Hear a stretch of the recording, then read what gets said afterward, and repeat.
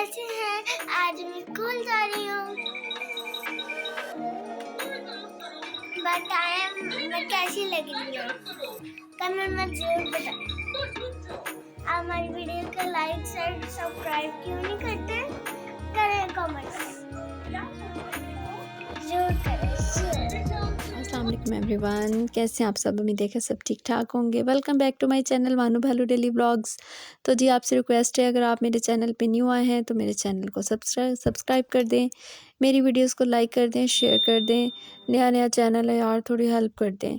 अच्छा जी, मुझे ये बताएं, आपके घर में कोई सर मैडम है? मेरे घर में तो है, मेरा बेटा और मेरी बेटी। तो जी जो मेरे बॉस हैं उन्होंने आज मुझे लगा दिया ऑर्डर कि मामा हमने तो स्कूल जाने से पहले खाना है ऑमलेट और ब्रेड। मेरी बेटी ऑमलेट को कहती है सब्ज़ी वाला अंडा। तो जी आज मेरी सुबह अल्हम्दुलिल्लाह बहुत जल्दी हो गई थी, नमाज से पहले ही आँख खुल गई। नमाज़ पढ़ी, फिर थोड़े से रूम में कुछ काम थे वो किए। तो जब मैंने खटर-पटर की तो जी मेरे बच्चे भी उठ गए। मेरी बेटी की तो नींद बहुत ही कच्ची है, फ़ौरन जाग जाती है। तो बस जब उठ गए तो फिर आपको पता है बच्चे फिर कहाँ चुप करते हैं। बस जी फिर उनकी डिमांड शुरू हो गई, मम्मा लंच ये लेके जाना है, तो मम्मा नाश्ता ये करना है।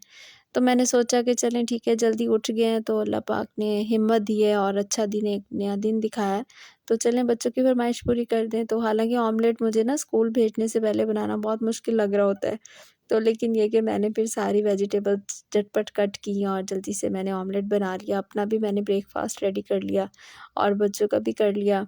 तो जी यहाँ पे देखिए मैं कितना कम ऑयल यूज़ करती हूँ ऑमलेट बनाने में, लेकिन ये होता है कि इस वाले ऑमलेट को आप हल्की-हल्की आग के ऊपर पकाएँ, स्लोली इसको फ्राई करें तो बहुत अच्छा बनता है, क्योंकि इसमें ऑयल नहीं होता है इतना ज़्यादा, तो आप फ्लेम ज़्यादा नहीं कर सकते, अगर करेंगे तो ये जल जाएगा। तो जी बस इसी तरह मैं लगी हुई थी काम करने के लिए। तो वैसे मैं बच्चों की जो स्कूल की सारी प्रिपरेशन है एट नाइट कर लेती हूँ ना, यूनिफ़ॉर्म रेडी कर लिए, जूते पॉलिश कर दिए, स्कूल बैग्स रेडी कर दिए। मॉर्निंग में बस मैंने इनको ब्रेकफ़ास्ट करवा के इनका लंच बॉक्स रेडी करना होता है और साथ-साथ बच्चों को तैयार करना होता है। अभी बच्चे छोटे हैं तो अभी मतलब अपने खुद से कोई काम इतने नहीं कर पाते हैं, तो सारा फिर माँ के ऊपर लोड होता है। तो कुछ इनके बाबा भी नहीं होते हैं, तो बस फिर मैं अकेली होती हूँ। तो बड़ी बोरिंग सी लाइफ़ हो जाती है हस्बैंड के बगैर ना बीवी की। बहरहाल अल्हम्दुलिल्लाह, तो जी यहाँ पे ब्रेड भी मैं गरम कर रही थी। तो एक तो ये है कि जी बच्चों को खुद ही आदत बना ली है गरम-गरम खाने की। अब यकीन करें सम टाइम लंच भी अगर भेजें ना, उसमें अगर कोई पराठा कोई इस टाइप की चीज़ है, एक तो बच्चे पराठे वगैरह आजकल लेके नहीं जाते। सेकंडली वो जब ठंडा हो जाता है ना उनका लंच, वो नहीं करता है। मेरा बेटा तो बिल्कुल नहीं खाता है। वो कहेगा मम्मा ये तो ठंडा हो गया।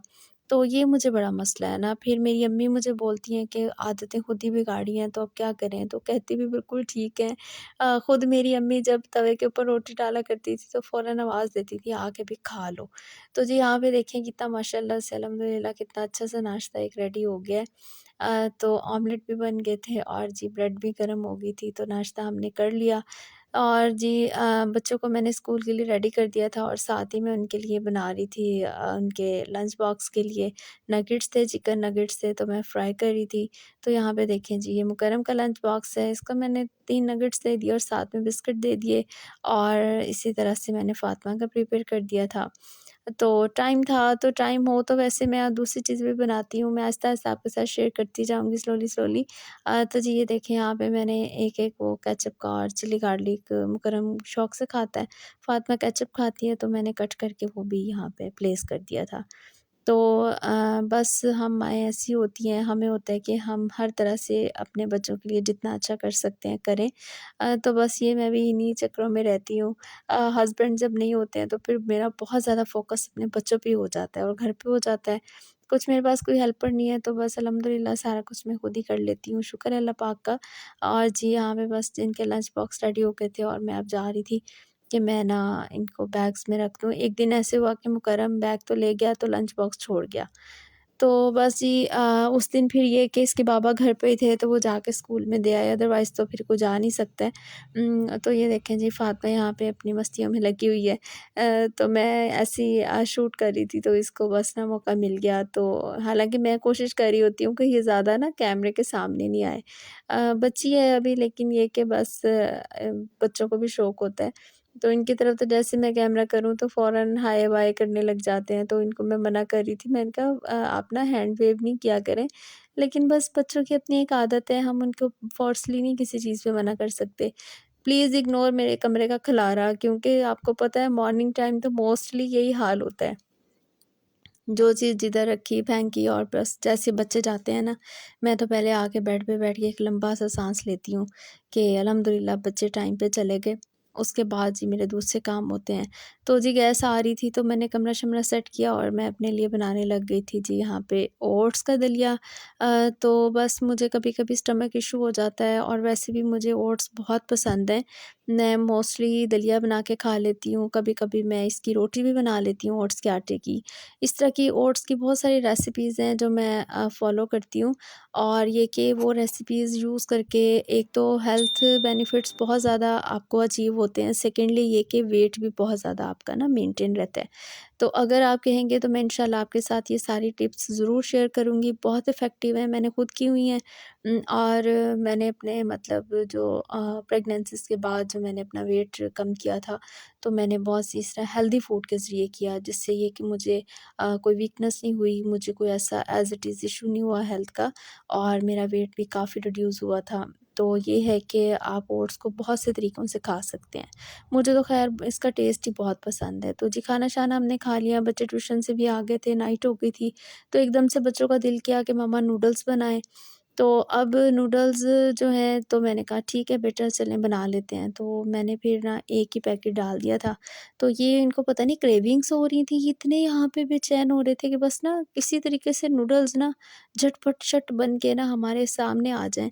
तो हालाँकि हर चीज़ को पकने में टाइम लगता है, तो यहाँ पे भी सारी बातें उन्होंने अपना एक रिक्वायर्ड जो उनका टाइम पीरियड था वो तो लेना ही था। हालाँकि इंस्टेंट नूडल्स थी, जल्दी बन जाती हैं।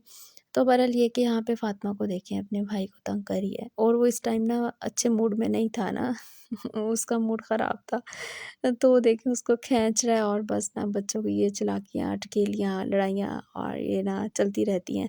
अब ये फ़ातिमा को था कि बस ना फ़िंगर किसी तरीके से नूडल्स में लग जाएँ। फ़ातिमा मेरे से बहुत सवाल करती है, मैं तंग आ जाती हूँ इसके सवालों से, लेकिन ये नहीं चुप करती है, इसको बहुत आदत है पूछने की। अब ये बार-बार देखें सेक रही है हाथ ना, देख रही थी कि कितना कोई गर्म हो जाता है मेरा हाथ ना।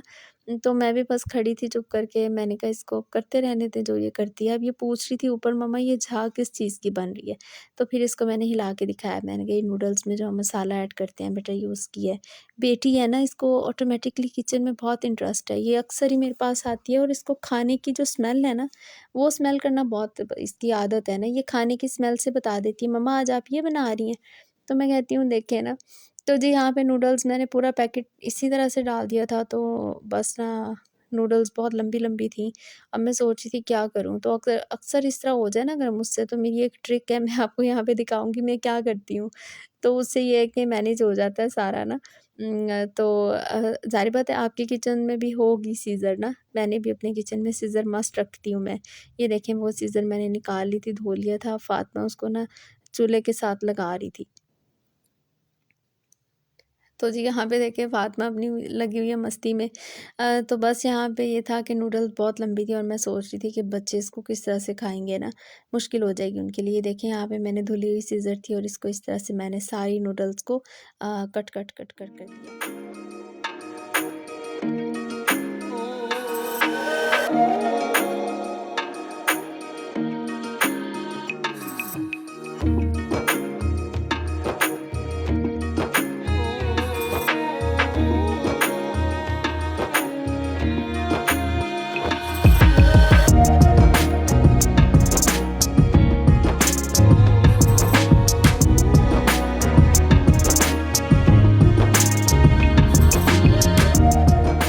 तो जी बस ये आज इतना शूट नहीं कर सकी थी, तो बस यही आज का मेरा व्लॉग था। उम्मीद है कि आपको पसंद आया होगा। पसंद आया हो तो शेयर करें, लाइक करें, मेरे चैनल को सब्सक्राइब करें, अपना ख़्याल रखें, दुआ में याद रखें और थोड़ा सपोर्ट करें। ओके, अल्लाह हाफ़िज़।